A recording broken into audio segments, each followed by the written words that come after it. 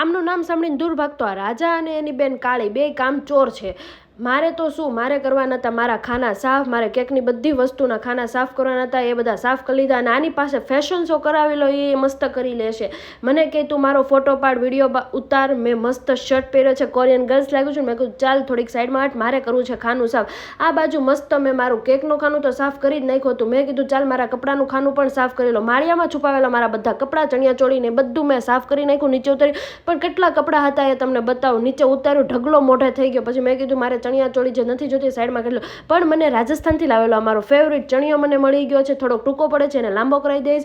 અને આ બારી બ્લેક ચોળી મળી ગઈ છે 2 વર્ષ જૂની. મને લાગ્યું કે જાડી થઈ ગઈ છે, લાવ્યું માપી જો, પણ જાડી નથી થઈ. હું તો હજી પતલી છું કેમ કે મને આવી રહી છે.